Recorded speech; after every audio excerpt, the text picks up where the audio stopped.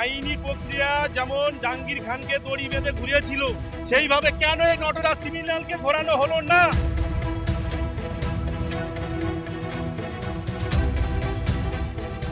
শওকত মোল্লাকে নিয়েছে 1 মিনিটের মধ্যে নিয়েছে, চলে গেল কেন?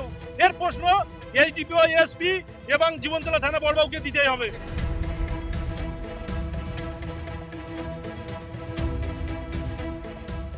বুলডোজার দিয়ে গুঁড়িয়ে দেওয়া হয়েছে তৃণমূল নেতা শাহানুর মণ্ডলের বিলাসবহুল অবৈধ গেস্ট হাউস।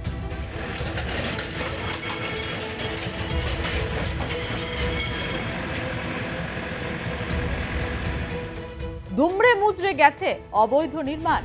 ইছামতি নদীর পাড়ে মাথা উঁচু করে দাঁড়িয়ে থাকা তৃণমূল নেতাদের ওইসব গেস্ট হাউস তৈরির পিছনে রয়েছে জবরদখলের ইতিহাস। শাহানুরের পর এবার বুলডোজারের হানা শওকত মোল্লার ছেলের ক্যাফেতে।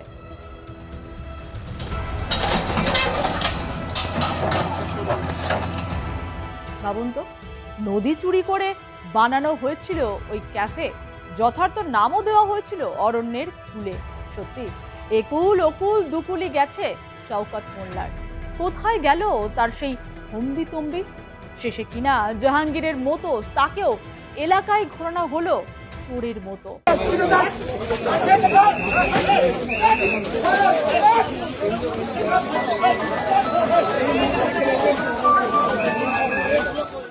রাস্তার দুধারে লোকের মেলা, কানে এলো মাছ চোর গান।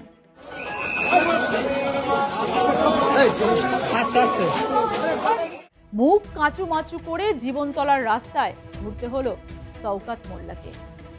এদিন যে দেখতে হবে তিনি কি স্বপ্ন ভেবেছিলেন? তৃণমূলের জামানায় মাথা তুলে দাঁড়ানো শাহজাহান থেকে শাহানুর, শওকত মোল্লা থেকে জাহাঙ্গীররা একই মুদ্রার এপিঠ আর ওপিঠ। শূন্য থেকে শুরু করে রকেট গতিতে উত্থান তাদের। প্রত্যেকের একটা বিষয় খুব মিল রয়েছে। জানেন কিভাবে এরা সাম্রাজ্য বিস্তার করেছিল পুলিশ প্রশাসনের নাকের ডগায়?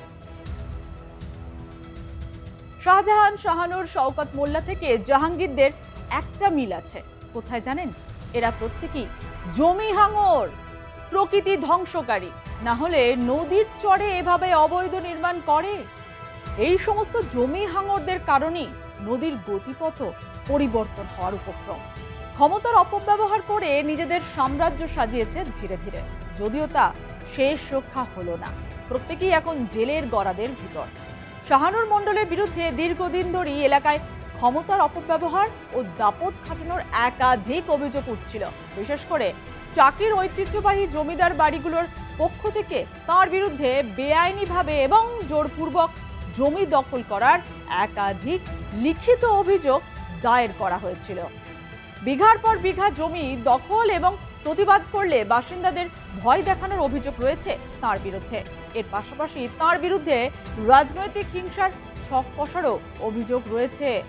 2021 সালের বিধানসভা নির্বাচন এবং 2022 সালের পুরসভা নির্বাচনের পরবর্তী সময়ে বসিরহাট ও টাকি সংলগ্ন বিস্তীর্ণ এলাকায় ব্যাপক সন্ত্রাস, ভয় এবং আতঙ্কের পরিবেশ তৈরি করার পিছনে শাহানুরের সরাসরি হাত ছিল বলে পুলিশের কাছে লিখিত ডায়েরি জমা পড়েছিল। কিন্তু তৃণমূল ক্ষমতায় থাকায় শাহানুরের কেশাগ্র স্পর্শ হয়নি। গত 17 জুন শাহানুরকে গ্রেপ্তার করার পর থেকেই অ্যাকশনে নামে পুলিশ। কলকাতা হাইকোর্টের নির্দেশে ভাঙা হচ্ছে শাহানুরের একের পর এক অবৈধ নির্মাণ। শাহানুরের সাম্রাজ্য ভাঙা পড়তি এখন খুশির হাওয়া বসিরহাট জুড়ে।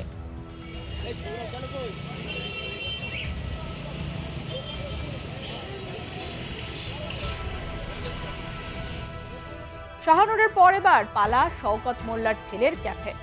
সকাল সকাল পৌঁছে যায় বুলডোজার। বাপরে বাপ, কি বড় ক্যাফে হবে নাই বা কেন? আস্ত নদী চুরি করে বানানো এই ক্যাফে এলে মাছে বলতে হবে। বৃহস্পতিবার থেকে দক্ষিণ 24 পরগনার ক্যানিংয়ে মৌখালী এলাকায় মাতলা নদীর চরে অবৈধভাবে গড়ে ওঠা অরণ্যের কুলে নামক ক্যাফে ভাঙার কাজ শুরু করে জেলা প্রশাসন।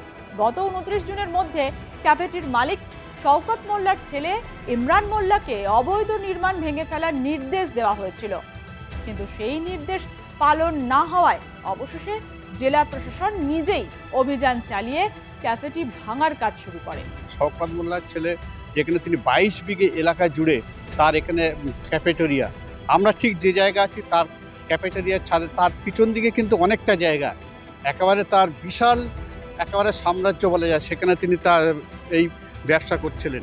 তবে দেখো, এই তৃণমূলের আমলে তিনি কিন্তু এই এত বড় এই এলাকা ঘিরে সেখানে কিন্তু তার ক্যাফেটেরিয়া গড়েছিলেন। তার পাশাপাশি আরও কিছু করার কথা, সরকার চলে যেতে কিন্তু তার এই যে অবৈধ কাজকর্ম একেবারেই কিন্তু এই বিজেপি সরকার আসার পরেই তার ঠিক জুন মাসের 18 তারিখে এসডি অফিস থেকে একেবারে নির্দেশ আসে এটা ভাঙার, যেহেতু এটা অবৈধ জায়গা, অবৈধভাবে তিনি হচ্ছে ব্যবসা করছেন। তারপরেই কিন্তু আজকের সেই 18 তারিখে ঘোষণা পড়ে, আর সকাল থেকে কিন্তু বিডিও, বিএলআরও ও এসডিএলআরওর নেতৃত্বে কিন্তু একেবারেই কিন্তু সেখানে কিন্তু ভাঙার কাজ চলছে। এই মুহূর্তে কিন্তু আমি ক্যামেরা পার্সনকে বলবো, ভিতরে সব সাইড ভাঙা হয়ে গেছে, তার চারপাশে যে রেলিং সেটা কিন্তু বুলডোজার দিয়ে ভাঙার কাজ চলছে। এই ক্যাফে বানাতে কোনো রকম নিয়ম নীতির তোয়াক্কা করেনি ইমরান মোল্লা, করবেই বা কেন? বাবার জমিদারি বলে কথা, তাই নির্বিচারে ম্যানগ্রোভ ধ্বংস করে নদীর চর দখল করে বিশাল ক্যাফেটেরিয়া বানিয়েছে। মাতলার চরে বিশাল জমি দখল করে নির্মাণ গড়ে তুলেছিলেন প্রাক্তন বিধায়ক ও তার পরিবার। বিধানসভা ভোটে শওকতের হারের পর তার বিরুদ্ধে একের পর এক মামলা দায়ের হয়, তারই একটি এই বিতর্কিত ক্যাফে। এরই মধ্যে ভাঙড়ের বিস্ফোরণ মামলায় এনআইএর হাতে গ্রেপ্তার হয়েছেন শওকত। তার আগে তার পুত্র ইমরানকে জিজ্ঞাসাবাদের জন্য নিয়ে গিয়েছিলেন তদন্তকারীরা। তখনই এই ক্যাফের বিষয়ে তথ্য তালাশ করতে হয় প্রশাসনের তরফে। প্রথমে নোটিশ সাটানো হয় অরণ্যের ফুলের গেটে, এবার সেই ক্যাফে ভেঙে ফেলার কাজ শুরু করলো প্রশাসন। পুরোটাই এই বাউন্ডারির মধ্যে যতটুকু স্ট্রাকচার আছে পুরোটাই ডেমোলিশন হবে। এছাড়াই তো মাতলা নদীর চরের দুধারে আরো বেআইনি নির্মাণ, সেগুলো কি ভাঙা হবে? সবগুলো নিয়ে আমি যেরকম বললাম যে সবগুলো নিয়ে আমাদের কেস চলছে, কমপ্লেন হয়েছে, হিয়ারিং হয়েছে, কিছু কিছু ক্ষেত্রে সার্টেন ডেট দেওয়া হয়েছে, ডেট পেরিয়ে গেলে সেম টাইপ অফ অ্যাকশন নেওয়া হবে। একটা সূত্রে খবর ছিল যে এই যে ভাঙার যে নির্মাণের কাজ যেটা সরকার করছে তার কি খরচা বহন করবে শওকত মোল্লার ছেলে? হ্যাঁ, যেটা এখানে ডেমোলিশন যেটা করা হয়েছে, যেটা এখানে খরচা হচ্ছে, সেটা যার প্রপার্টি তার কাছ থেকেই এটাকে কালেক্ট করা হবে। মানে সেই সময়টা অতিক্রান্ত হয়েছে বলে? হ্যাঁ হ্যাঁ হ্যাঁ, একদমই তাই। কি রে, তোর বেশ র্যাশ হয়েছে দেখছি। হ্যাঁ রে, কি করবো বলতো, র্যাশগুলো কিছুতেই কমছে না। অনেক কিছু ইউজ করলাম তবুও কমছে না। আমার মনে হয় তোকে কোনো একজন ভালো ডার্মাটোলজিস্টের কাছে দেখানো উচিত। তুই ঠিক বলেছিস, কিন্তু কোনো ভালো ডার্মাটোলজিস্ট থাকলে একটু সাজেস্ট কর না প্লিজ। এই তোর তো একবার র্যাশ হয়েছিল না, তুই কোথায় দেখিয়েছিলিস? তুই একবার গৌরীদেবী হসপিটালসে দেখাতে পারিস, ওখানে ভালো এক্সপিরিয়েন্স ডার্মাটোলজিস্ট আছে। আমারও সেম প্রবলেম হয়েছিল, এখন ওখানে ট্রিটমেন্ট নিয়ে আমি এখন ঠিক আছি।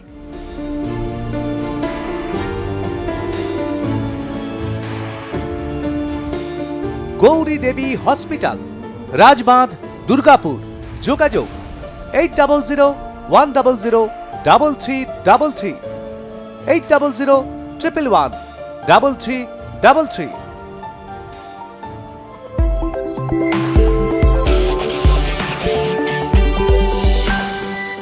শাহানূর থেকে শওকত কেন জমি দখল করে হোটেল ক্যাফে বানিয়েছিল জানেন?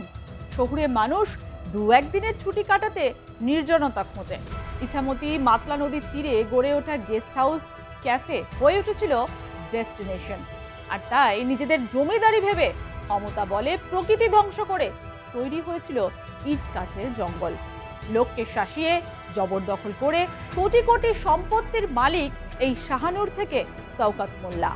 2026 সালে পশ্চিমবঙ্গ বিধানসভা নির্বাচনের জন্য জমা দেওয়া হলফনামা অনুযায়ী তৃণমূল কংগ্রেস নেতা শওকত মোল্লার মোট সম্পত্তির পরিমাণ কত জানেন?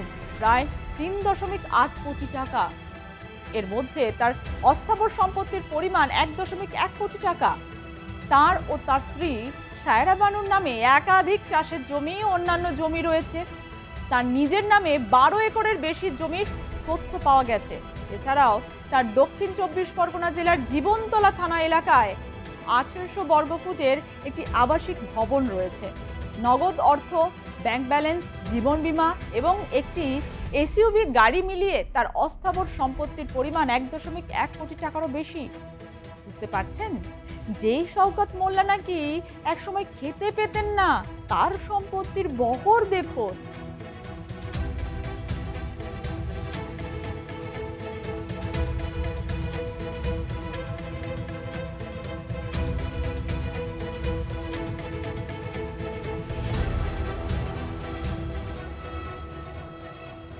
অন্যদিকে উত্তর 24 পরগনা জেলা পরিষদের কর্মাধ্যক্ষ শাহানুর মণ্ডলেরও বিপুল পরিমাণ সম্পত্তির খোঁজ মিলেছে।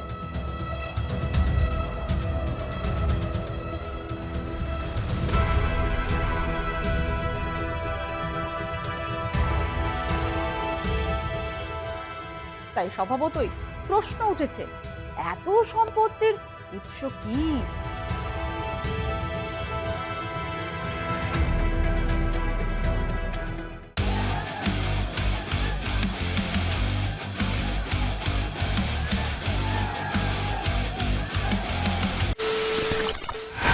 খবরের নামে প্রতিদিন সন্ধে আপনার ড্রয়িং রুমে কি শুধুই চিৎকার চেঁচামেচি খেয়ে আসে? বিতর্কের নামে চলে গালাগালি আর কাদা ছোড়াছুড়ি। এবার সময় পরিবর্তনের, কারণ আমরা কান ফাটানো চিৎকারে বিশ্বাস করি না। আমরা বিশ্বাস করি খবরের সত্যতায়। আমরা কোনো পক্ষের হয়ে গলা ফাটাই না, আমরা সাধারণ মানুষের হয়ে প্রশ্ন তুলি। চিৎকার নয়, শুধু খবর হবে যেখানে বিতর্ক আছে কিন্তু কুৎসিত ঝগড়া নেই। সঠিক তথ্য, বিশ্বস্ত খবর। নজর রাখুন আর প্লাস নিউজে।